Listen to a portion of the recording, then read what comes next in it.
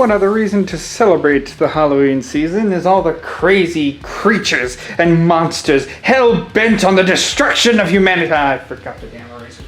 Nope, I'm going with it. What's up everybody, StevDeS here, and today we're going to be counting down the top 10 monsters in video games as a celebration of Week 2 with the Beasties. First, we need to go through a couple of rules. Naturally, this list is going to be biased by my personal viewpoint, so maybe your monster will not be on this list. Also, only one spot is available per franchise. Now I say one spot because some of the people on this list are in groups, such as, well, a few of the honorable mentions. Special Infected from Left 4 Dead, the Borderlands Wildlife on Pandora, Ganon from Legend of Zelda, Marks from Kirby, the Hydra from God of War, the Cortex Commandos, Skull Greymon, the Metalheads from the Jak trilogy, Nasty Nork from Spyro, Dracula from Castlevania, Clanker from Banjo & Kazooie, the Flood from Halo, the Ink Demon from you know where, the Colossi from Shadow of the Colossus, Goro from Mortal Kombat, the Heartless from Kingdom Hearts, the Ender Dragon, Big Daddies from Bioshock, the Lynels from Breath of the Wild, and Deathclaws from Fallout. To my knowledge, they must originate from a video game. And again, all lists are subjective at the time. They can change over time, that's where your comments come in. The creatures on this list must not have an origin in humanity. Aliens were considered, but given the background of some of the aliens, I decided to leave them to an honorable mention or just off the list entirely. I also left demons off the list because, well, while they are subjectively monsters, they're not the kind of monsters that you would consider fighting like what you'll see on this list. With that, let's kick this off with top 10 video game monsters.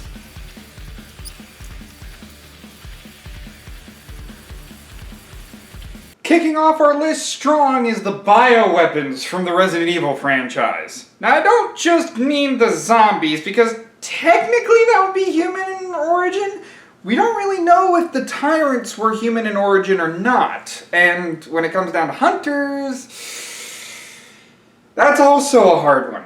Same thing with lickers. The Cerberus types of the G and T viruses are, well, originated with dogs. And a lot of the creepy crawlies in the Resident Evil franchise, you could swear aren't even human. Given the parasites and given the viruses that plague humanity in the Resident Evil franchise, I think that a lot of the bioweapon types really deserve a lot on this list.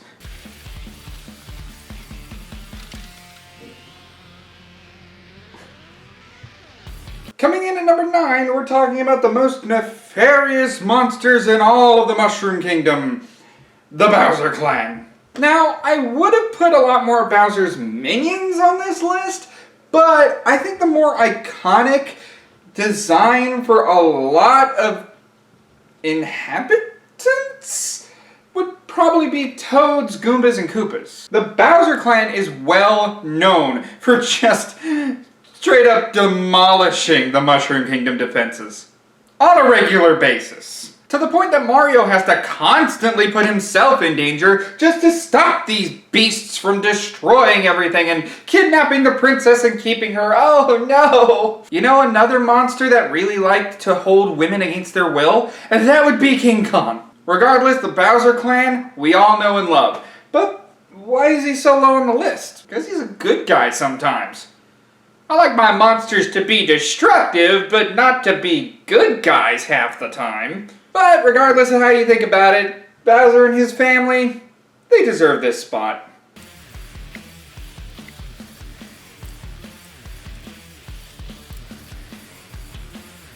Number 8 belongs to the space pirate Ridley. Rival to Samus, this guy's ferocious. And he just doesn't stay dead. One of the more iconic bad guys on this list, Ridley has a cult following with anybody who knows and loves the Metroid series. My first outing with him was actually in the Game Boy Advance game Metroid Fusions, where the X-Parasite brought him back to life. and then I got to play the NES version. No matter how you view it, Ridley's one of those beasties that will never, ever be forgotten in the eyes of gamers everywhere. And he deserves this spot. Even though he's a space pirate, kind of the same argument that you could make with the Resident Evil spot. But don't worry, monsters ahead.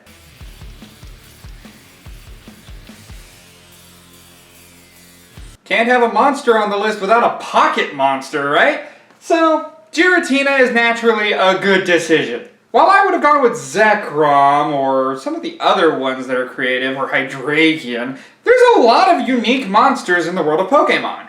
But I kinda gotta go with the Pokemon Devil on this one, because Giratina's impressive the first time you meet it. With its moveset and it being a legendary Pokemon, how could I not have a legendary on this list? Plus, like I said, Pokemon is just pocket monsters. Totally works. Didn't come from humanity, though humanity is using them. And this is Scarevember after all, so why not? Good on you, Giratina. Just don't have me burned with the rest of those Pokemon that died during the Nuzlocke trials, because I'm sure a lot of them went your way.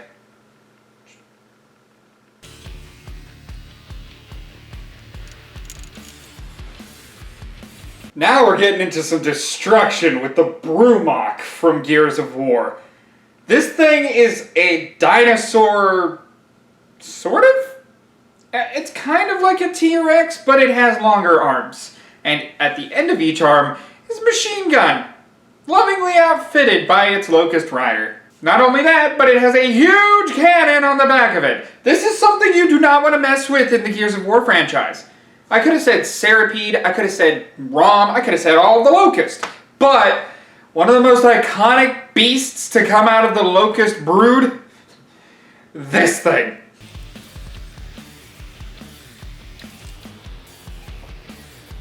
Now we're getting into some major destruction. Perfect Chaos from Sonic Adventure. Oh boy. The good times of a questionably good 3D Sonic game. Some 3D Sonic games are not well known for their stories until arguably Sonic Unleashed. When it comes down to it, Sonic Adventures series took a bit of a rough start. Everybody agrees that Sonic Adventure 2 is pretty much the prime definition of a 3D Sonic, sticking with the acts and the zones and giving us a story we can latch onto. That's the better way to do an adventure game. The overworld was just overcome with obstacles that we didn't care about. However, Sonic Adventure 1 did introduce us to this huge beast that completely destroyed Station Square in an amazing flood. This divine beast was also single-handedly able to destroy the entirety of the egg carrier on 2 separate occasions. It took the likes of Super Sonic absorbing the positive energy of the Chaos Emeralds, like Chaos has absorbed the negative energy of the Chaos Emeralds, in order to defeat it. When it comes down to beasts like this, Perfect Chaos is definitely a monster to be reckoned with.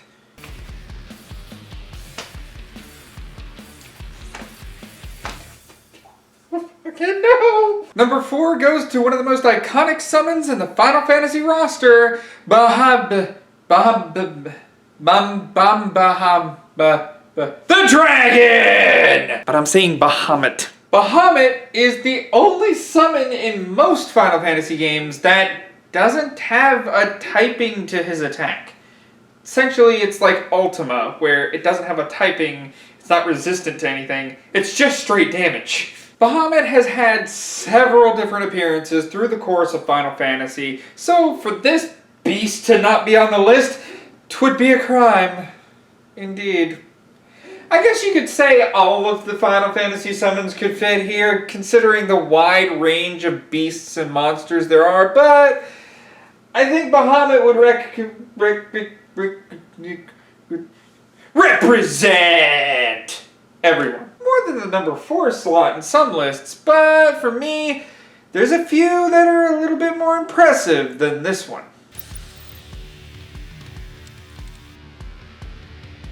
Ah, Monster Hunter. So many hunts. Such amazing beasts to fight that came from the very wilderness where you gather everything you need in order to be a top hunter in your field. What monster could possibly represent this list? The Rathian? The Rathalos? Another bird wyvern? Nah.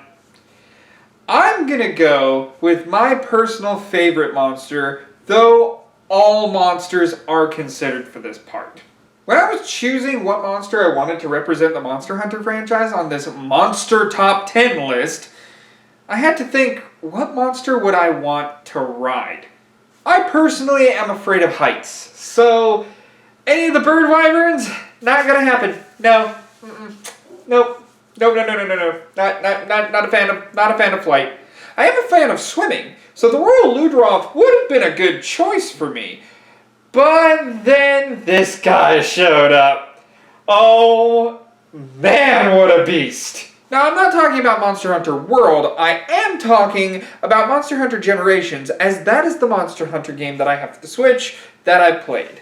So, what of the Glavenus? Oh boy, this thing's amazing. I would love to have my own Glavenus. This monster is brutal, especially when it gets that blade swinging. The Glavenus is one hell of a beast, even to the point of burning its own tail to attack you. Such ferocity, and in the right hands, this thing can be destructive, and it pretty much deserves the number 3 spot. I understand there's the Gormagala, and there's the Devil Joe. Like I said, all of Monster Hunter's monsters could be in this spot on the list. This is just my personal favorite monster.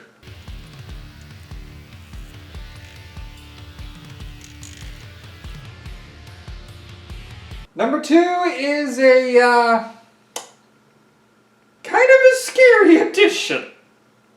Now keep in mind, I haven't fought this thing. The only Dark Souls game that I have under my repertoire is Dark Souls 2. And while I would have put the chariot on there, it didn't seem all that scary. Getting to the boss fight was a lot scarier than the chariot. However, when I did my research for Dark Souls 1, and I found this thing, oh man, what a beast! The Gaping Dragon is one hell of a boss, and it's found where you at least expect it in the poison area. As far as what a couple of my friends have said about the boss, and what I've seen on YouTube, I look forward to getting Dark Souls 1 in the future, and who knows, maybe I'll do a Twitch stream where I'm playing Dark Souls. That'd be interesting, right? Let me know if you want that.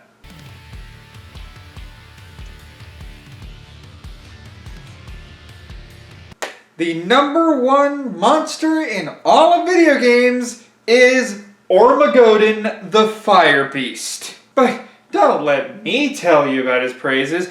Take it away, Ozzy Osbourne! That this world was once ruled by an ancient race of Titans. Now they were something. They took every part of that old fire beast. They took his blood, his fire, his steel flesh. They even took his scream. And they made that car there, and a million other things, including music. Beautiful music, man. After the blood of a half-breed demon got into this thing's mouth from a belt buckle? Basically, this thing is crazy. I wouldn't call Ormagoden a demon because he was hunted by demons. Everything that went into this beast made the world of brutal legend as you know it. In reference to Perfect Chaos earlier on the list, you might be able to destroy a city, but Ormagoden destroys entire species. Very little was left over, meaning humans had to rebuild in a world where demons started growing, and the only thing standing between the demons of death metal and the humans of heavy metal was the glam rock humans who were able to strike a deal with the king of all demonkind. If it wasn't for this wonderful creature of pure metal, then the wonderful world of brutal legend as we know it would never have existed. Oh, also Tim Schafer had something to do with it. Wait a minute. Tim Schafer? Armageddon? Tim Schafer's Armageddon! Brutal Legend 2 confirmed! Regardless, because of everything that went into Armageddon going into the world that we love, this is the #1 monster in all of video gaming. So when it comes down to video game monsters, you can always rely on this lot to cause a bit of destruction. But what do you all think? Do you think that this list is accurate? Did I miss any from the long list on that side of the board? Go ahead and tell me in the comments below what your favorite monster is. For more what ifs in the realm of video gaming and Dragon Ball alike, such as the trilogy going on this Scarevember of what if the dragons can't revive anyone, go ahead and hit that subscribe button. Like the video if you enjoyed it, and as always, I'll see you in the next one. Ciao. These are the monsters in video games!